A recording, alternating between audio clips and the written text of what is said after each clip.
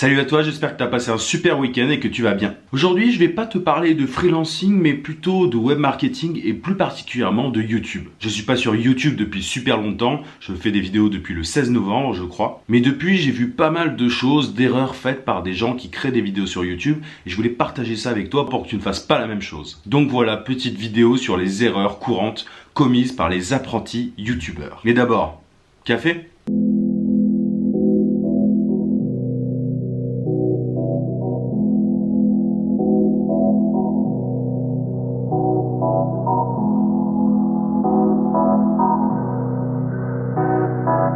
Bon, tu me diras, là je tourne un peu plus tôt que d'habitude, donc les couleurs sont pas pareilles, tu me diras si c'est mieux dans les autres vidéos ou dans celle-ci. Donc comme je te disais, je voulais te parler de YouTube et t'éviter certaines erreurs. Tu fais peut-être partie de ceux qui regardent mes vidéos et qui ont une chaîne YouTube, et peut-être que tu galères à avoir plus d'abonnés. Cette vidéo est pour toi. Alors la première erreur que j'arrête pas de voir sur différentes chaînes, c'est des gens qui publient donc des vidéos régulièrement, parfois ils en ont énormément, mais ils en font pas la promotion.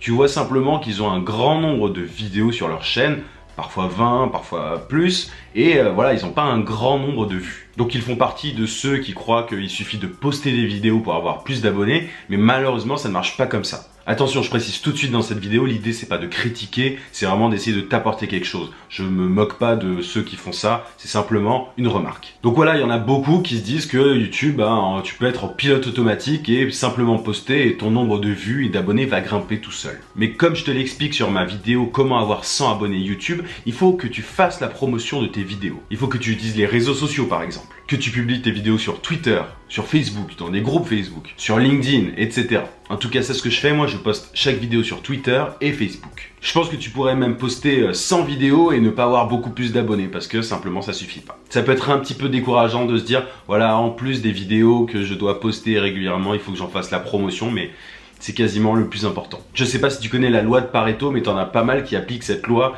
à YouTube. Certains disent que la création de vidéos c'est 20% du travail et que les 80% restants sont la promotion de ces vidéos. Donc je peux que t'encourager à diffuser tes vidéos autour de toi, mais attention et on va y revenir sans spammer les gens. En parlant de spamming, je vais parler de ceux qui commentent les vidéos des autres simplement en demandant aux gens de s'abonner à leur chaîne. Je me suis rendu compte de ce phénomène, enfin je le connaissais avant mais là il était particulièrement choquant quand c'est arrivé sur mes vidéos. J'ai quelques vidéos qui ont quelques centaines de vues et t'as des gens qui ne me connaissent pas donc qui arrivent sur ces vidéos. La plupart du temps ce sont des youtubeurs gaming, donc voilà, sûrement peut-être un peu jeunes et qui demandent aux autres de s'abonner. Mais c'est vraiment la pire chose à faire. Parce que déjà de 1, moi je les supprime ces commentaires parce que ça n'apporte rien à ma chaîne. Moi je veux vraiment que ma chaîne soit un endroit où les gens échangent de manière constructive. Donc la plupart du temps dès que je vois quelqu'un qui commente simplement en disant abonnez-vous machin, je fais des vidéos Minecraft, t'imagines bien que ça dégage. Il y en a d'autres qui le font bien mieux, ils commentent mes vidéos de manière constructive. Je sais que c'est aussi pour attirer l'attention et pour le coup c'est tout à fait normal et tant que c'est constructif il n'y a pas de problème, tant qu'ils apportent quelque chose, de la valeur sur ma chaîne et aux gens qui regardent mes vidéos. Mais voilà, dès qu'il s'agit de demander quelque chose aux gens qui ne te connaissent même pas, ça sert à rien. Mais attention, je tiens à préciser que si tu commentes même de manière intelligente mais que tu fais pas la promotion de tes vidéos comme je l'évoquais précédemment, t'auras pas plus de vues et plus d'abonnés. Enfin, t'en auras, mais la croissance sera pas énorme. Tu peux pas simplement grossir une chaîne YouTube en commentant les vidéos des autres. C'est un bon moyen d'attirer quelques personnes, surtout si le commentaire est intelligent.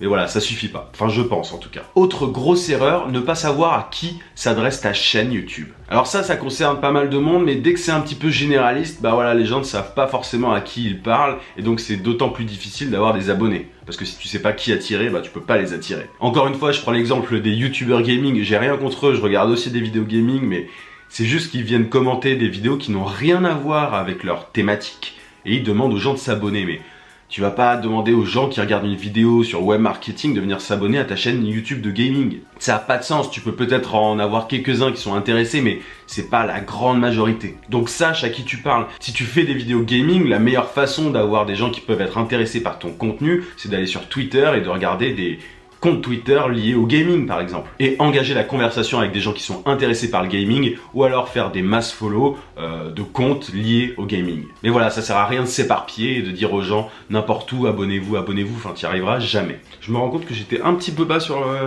la caméra, excuse-moi. Autre erreur qui est vraiment importante, c'est ne pas utiliser de mots-clés. Le nombre de chaînes qui n'utilisent pas de mots-clés, je trouve ça dingue. C'est très simple, hein. Si j'utilisais pas de mots-clés, moi j'aurais plein de vidéos qui auraient pas autant de vues. Évidemment, tu peux pas utiliser des mots-clés sur chacune des vidéos, enfin tu peux, mais c'est compliqué, mais je te conseille vraiment de le faire de temps en temps. L'idée c'est simplement de regarder dans le moteur de recherche YouTube, voilà les mots-clés qui sont tapés par les gens.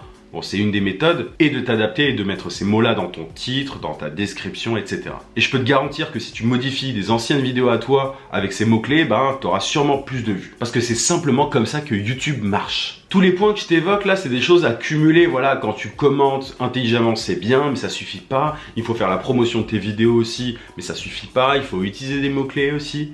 Bref, enfin tu vois, mais il faut être un peu sur tous les fronts. Mais dans cette vidéo, j'essaie vraiment de prendre chaque erreur et t'expliquer pourquoi ça ne marche pas et comment remédier à ça. Une autre erreur que je voulais évoquer avec toi, c'est simplement le fait de se décourager. YouTube, c'est vraiment pas quelque chose de facile si tu sais pas faire. Tu peux pas prendre les exemples de Norman, etc. et te dire moi aussi je vais faire le même nombre de vues. Parce qu'aujourd'hui, tu as une vraie concurrence et chacun des points que je t'évoque dans cette vidéo est important. Et il faut que tu les maîtrises, donc ça devient de plus en plus technique. Forcément, c'est compliqué au début. Il y en a beaucoup qui se découragent simplement parce qu'ils se disent que voilà, ils vont poster quelques vidéos intéressantes et que ça suffira. Mais il faut vraiment être préparé et te dire que si tu commences ta chaîne YouTube, en tout cas si tu es au début, il faut s'accrocher. Il faut s'accrocher, être prêt mentalement. Si tu veux, moi je fais des vidéos depuis le 16 novembre, je suis bientôt à 500 abonnés, mais pour moi c'est une croissance qui est incroyable. Déjà, je m'adresse à une niche, je parle pas à tout le monde, je parle principalement aux gens qui sont intéressés par la vie d'indépendant, par le fait de devenir indépendant. Donc pour moi, 500 c'est déjà beaucoup. Pour pas être découragé, faut pas fixer ses ambitions à 1 million, tu vois. Au tout début, moi quand j'ai commencé à faire des vidéos, je me disais allez, il faut que j'ai 100 abonnés. Une fois que j'en ai eu 100, je me suis dit allez, il faut en avoir 500. Là, je vais bientôt les avoir, je les ai pas tout de suite. Une fois que j'en aurai 500, je penserai peut-être à 1000. Mais déjà, il faut que j'atteigne les 500. Donc quand tu fais des vidéos YouTube, faut penser étape par étape et pas viser le million tout de suite. En plus, le truc c'est qu'il vaut mieux avoir une croissance régulière qu'une croissance énorme sur une seule vidéo et voilà, après c'est ponctuel. Après évidemment ça dépend de tes objectifs sur YouTube. Moi c'est quelque chose qui me va totalement de faire ça et pas ça. Autre point super important, les gens sur YouTube, beaucoup de gens, ceux qui ne réussissent pas en général, ne pensent qu'au nombre d'abonnés et à leurs vues. En gros, c'est une obsession. Et je pense que c'est une énorme erreur parce que voilà, quand tu fais des vidéos YouTube, c'est pas simplement pour avoir de l'attention. Enfin, je sais pas toi, mais moi c'est pas le cas. Si tu fais des vidéos YouTube, c'est aussi parce que tu penses que tu peux apporter quelque chose aux gens. Soit les divertir, soit leur apprendre quelque chose, etc. Voilà, il ne s'agit pas de penser qu'à toi et qu'à ton nombre d'abonnés, de vues, etc. Moi, le simple fait de voir les messages qu'on m'écrit, des fois, les remerciements, etc. sur Twitter et autres, je trouve ça juste fou. Et ça me suffit largement pour me combler. Je cours pas après les vues et les abonnés tant que j'arrive à aider les gens concrètement. Donc tu peux avoir 500 abonnés et être super heureux. Pense d'abord à apporter quelque chose aux gens. Et ensuite, c'est très simple, les abonnés, les vues et tout, c'est une conséquence de cette valeur que tu auras apportée. En gros, plus tu donnes, plus tu reçois. Mais bon, faut pas trop calculer, faut pas simplement donner pour recevoir. Mais en tout cas, voilà, sois-en conscient. Et ça vaut pour le web marketing en général.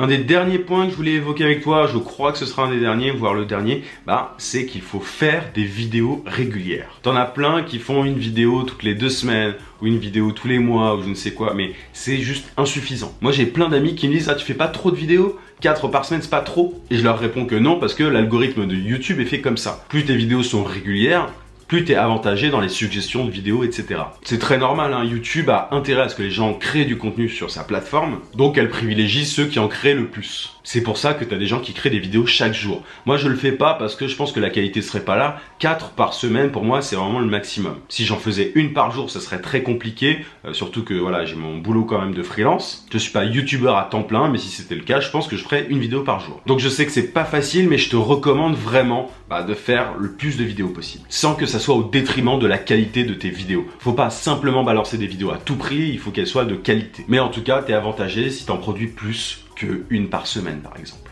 Voilà un petit peu ce que j'avais à te dire à ce sujet. C'est vraiment des erreurs que je vois régulièrement et j'avais envie de parler de ça avec toi parce que je pense que ça peut être largement évité. Donc j'espère que ça te sera utile et je te conseille vraiment de prendre chacun de ces points en compte. Il ne s'agit pas simplement d'en prendre un et de se dire je vais améliorer ça. Mais il faut que tu améliores un petit peu tous ces points. Parce que oui, YouTube, c'est pas si évident qu'on veut te le faire croire des fois. Mais si tu es méthodique, tu peux améliorer ton nombre de vues et augmenter tes abonnés. Je t'invite à mettre un gros pouce bleu à cette vidéo si elle t'a aidé et à t'abonner à ma chaîne si tu es intéressé par la vie d'indépendant, par le fait de devenir indépendant sans patron et si tu es intéressé par le web marketing de manière générale. Bref, porte-toi bien et je te dis à très vite.